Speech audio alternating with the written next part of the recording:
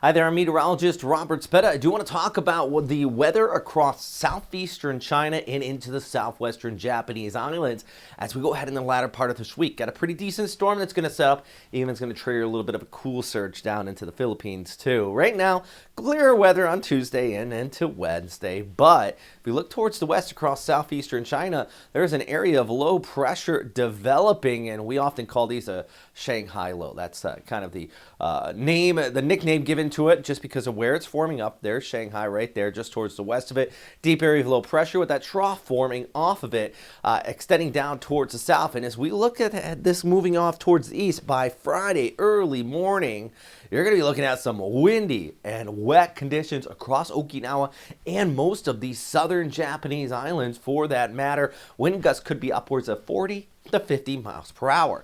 Always remember, with these type of storms, you're not going to see a T-core warning with that for my military friends out here.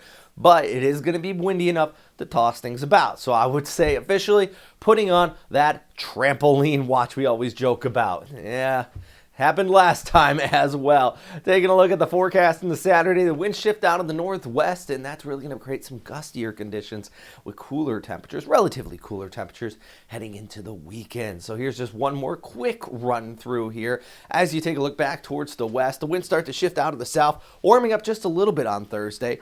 Friday really kicks up, and by Friday morning into early afternoon, highest of the winds kick on through. As I mentioned, sustained 20 to 30, gusting upward and over 40 miles per hour. For Naha, up to 75 there Friday night.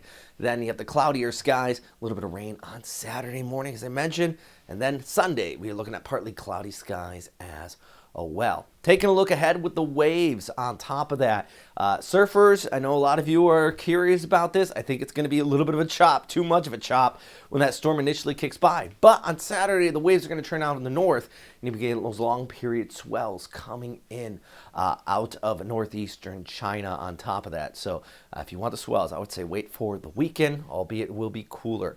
Wednesday's high in Tokyo is 21. Sapporo, more snow in the forecast, a high of 5. Seoul, you're going to be looking at cloudier skies, and Naha, look at that 24 on a Thursday, but you do have a little bit of a warm up before that next cool down. If you want to go somewhere cold, as always, let's look at our far northern portion of the map out in Ulaanbaatar.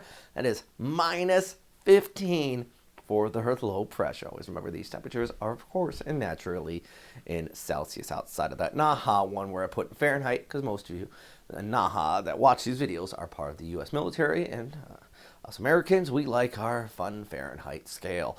There's a look at the snow accumulation across Japan. I just thought that was interesting. Albeit we are in mid-March, we still have more snowstorms in the forecast. So I got another update out for the Philippines and what's going on out there. Plus, everything else here across the Western Pacific and that tropical outlook. So as always, if you have any questions, comments, or suggestions, please stay safe out there. Thanks for the well wishes the last few days. Today, even as I'm talking right now, first time in over a week, actually I can breathe a little, talk a little. My voice isn't scratchy. Oh my goodness, it's so refreshing. Anyways, that's all for today. As always, stay safe out there.